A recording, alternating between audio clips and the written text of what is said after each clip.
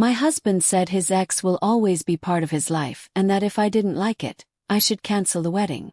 Before continuing the story, let us know in the comments which city you're watching from. Don't forget to subscribe to the channel, hit the notification bell so you won't miss more stories, and leave your like on the video. The air in that dining room was thick enough to choke on.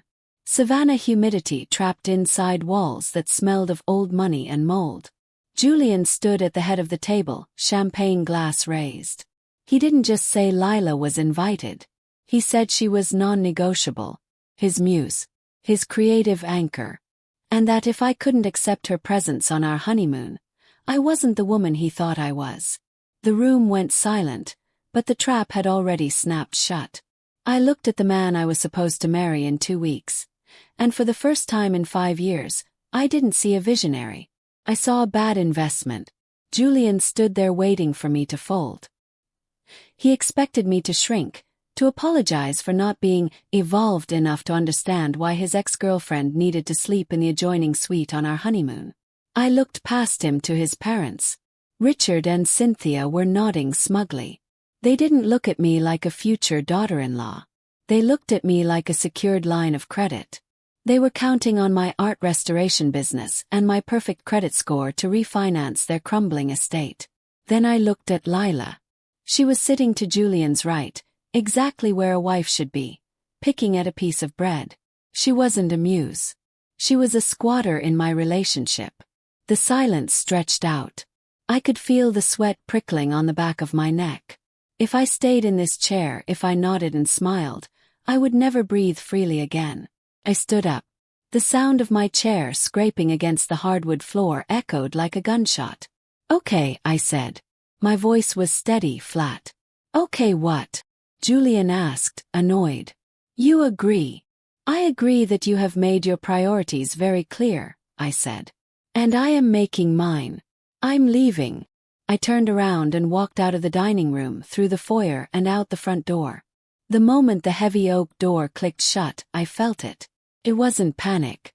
It was a physical sensation, a rush of oxygen flooding my lungs. This is what the freedom of no feels like. The anxiety that had been my constant companion, the fear of not being enough, just evaporated into the humid night air. It was replaced by a cold, sharp clarity. I wasn't losing a fiancé. I was gaining my life back. I drove straight to my house. The house I bought. The house I paid the mortgage on. When I walked inside, I didn't collapse. I turned on the lights and looked at his things. His expensive espresso machine. His stacks of research journals. His presence was a sprawling occupation of my space. I went to the garage, grabbed a stack of packing boxes and started clearing the shelves. I didn't pause to reminisce. I put the framed photo of us face down in a box and piled books on top of it. This wasn't a breakup. It was an eviction. My phone started buzzing on the counter. Julian, Cynthia, Richard, Lila. I didn't look at the messages. I turned the phone off. Then I opened my laptop. I pulled up the spreadsheet for the wedding. $215,000. Richard had signed the contracts, but we all knew who was expected to pay the bills. I typed a single email to the venue coordinator. "I am canceling the event. Please release the date immediately. Send the final invoice for cancellation fees to the signatory on the contract, Richard Caldwell." I hit send. I was a restoration expert. My career was built on stripping away layers of varnish to reveal the true image. Tonight, I was stripping away the varnish of my own life. I wasn't a victim. I was the one holding the solvent. The silence in my house was absolute. It was the clean, sharp silence of a museum after closing. I sat on the floor, surrounded by the cardboard monuments of Julian's life. I turned my phone back on. The screen lit up with a cascade of notifications. "Julian, you are reacting from a place of trauma, Harper. You're letting your ego destroy a spiritual union. You are being small." His favorite word for me whenever I had a boundary. Then came the voicemail from Cynthia. Her voice was tight, high-pitched. "Harper, you need to call me back immediately. Richard signed those contracts based on your commitment. You are exposing us to significant liability. This isn't just a breakup. It's a breach of contract. She was right. It was a transaction. It always had been. I picked up a roll of packing tape. For 5 years, I had treated Julian like a damaged canvas. I thought if I applied enough solvent, if I removed the grime of his upbringing, I would reveal a masterpiece. I thought his arrogance was just a protective varnish over genius. I was wrong. In my line of work, we call this the sunk cost fallacy. It's the delusion that happens when you've spent hundreds of hours restoring a piece, only to realize the underlying structure is rotten. You keep working not because the art is worth saving, but because you can't bear to admit you've wasted time on junk. You throw good money after bad, terrified that stopping means you failed. I hadn't loved Julian for a long time. I had been managing an asset I was afraid to write off. I stayed because I had already paid for the car, the vacations, the retreats. But tonight the math had changed. The cost of leaving was $215,000 and a broken engagement. The cost of staying was the rest of my life. I sealed the last box. The sunk cost was gone. I wasn't going to spend another second trying to restore a forgery. I dragged the boxes to the curb at 6 a.m. I went back inside, locked the deadbolt, and poured a coffee. I had barely taken a sip when the pounding started. I walked to the foyer and saw Julian's silhouette through the frosted glass. I opened the door, leaving the security chain engaged. He was wearing yesterday's wrinkled linen suit. "Open the door, Harper," he said, his voice hoarse. "No," I said. "Your things are on the curb. The collection truck comes at 8. You can't do this. I live here. You lived here. Past tense. You never signed a lease. You were a guest who overstayed his welcome." He slammed his hand against the frame. "Stop acting like a landlord. Do you know what my mother is doing right now? She is drafting a lawsuit for breach of promise and financial damages. Do you have any idea how much that venue costs?" "I do," I said. $215,000. Your father signed it. Because he trusted you. He leveraged the estate against your business assets. He told the bank that your income was guaranteeing the event. The world tilted slightly. Leveraged the estate. Guaranteed by my assets. It wasn't just about prestige. They were broke. They were drowning in debt. And they had used my name to secure a loan they couldn't pay back. The wedding wasn't a celebration. It was a bailout. "So that's it," I said, my voice dangerously quiet. "You weren't marrying me. You were refinancing me." Julian's face twisted. "Don't be vulgar. We are a dynasty, Harper. We have illiquid assets. We just needed a bridge. And you were supposed to be the foundation. Instead, you're blowing it all up because you're jealous of Lila." "Lila," I repeated. "Does Lila know you're broke?" He flinched. "Lila supports my vision. She doesn't reduce everything to a balance sheet like you do. Because she doesn't have to pay for it," I said. I looked at him through the gap in the door. I saw the fear in his eyes. It was the fear of a parasite realizing the host had detached. He wasn't a visionary. He was a hollow replica of a man. "Go home, Julian," I said. "Tell your father he better hope his lawyer is cheaper than his venue. You'll regret this," he spat. "You'll come crawling back when you realize no one else will understand your limitations." "My only limitation," I said, closing the door, "was you." I locked the deadbolt. I needed to know exactly how deep the rot went. I dialed Emmett. Emmett's gallery in the Starland district was everything the Caldwell estate wasn't: authentic and profitable. I hadn't seen Emmett in 2 years, not since Julian forced him out of their partnership. I found him in the back office. He stood up when I walked in, pouring me a glass of water without asking why I was there. "I heard about the wedding," Emmett said calmly. "The grapevine is fast." "It's cancelled," I said. "And Richard is threatening to sue me. He says I destroyed a dynasty." Emmett laughed sharply. "A dynasty? Harper, that family hasn't been solvent since the 90s. They've been floating on lines of credit. Julian said they leveraged the estate against my business. They didn't need a bridge. They needed a host. Emmett unlocked a drawer and pulled out a heavy leather-bound folder. "I've been waiting for you." I knew eventually the math wouldn't add up. He slid the folder across the desk. It was a ledger, an autopsy of their business failure. It showed massive withdrawals for lifestyle maintenance and image consulting. "Turn to page 12, Emmett said. I flipped the pages. My eyes landed on a recurring monthly payment. $2,500. Every month. The recipient was listed as LT Creative Solutions. "Who is LT Creative?" I asked. "LT stands for Lila Thorne," Emmett said. The room seemed to tilt. "Lila. His muse." "His handler," Emmett corrected. Richard and Cynthia knew Julian couldn't finish a project to save his life. They knew he was volatile, so they hired Lila. She wasn't there for inspiration. She was on a retainer. Her job was to manage his ego and ensure he didn't embarrass the family. I stared at the ledger. The soul connection. The creative anchor. She was an employee. "She's paid to be there," I whispered. "She's paid to make him feel important," Emmett said. "That's why she never left. It wasn't loyalty. It was a paycheck. You provided the money and stability. Lila provided the ego strokes.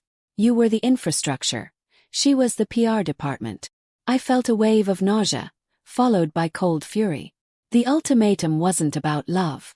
It was about labor. Julian demanded Lila come on the honeymoon because he literally couldn't function without his paid babysitter. "Does Julian know?" "That's the best part," Emmett said. "He thinks it's real. Richard pays her directly. Julian is the only person who doesn't know he's a project being managed." I closed the folder.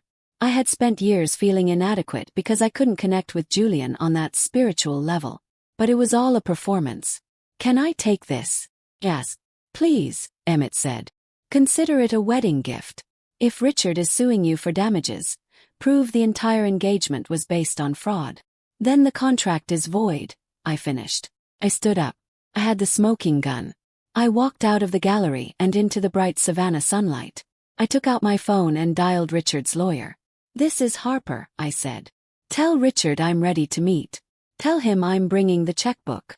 I wasn't bringing a checkbook. I was bringing the audit. The meeting was held in a rented conference room above a strip mall law office.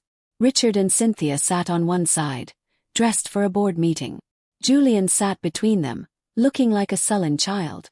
Lila was there too, scrolling through her phone. Their lawyer, a man named George, opened a folder.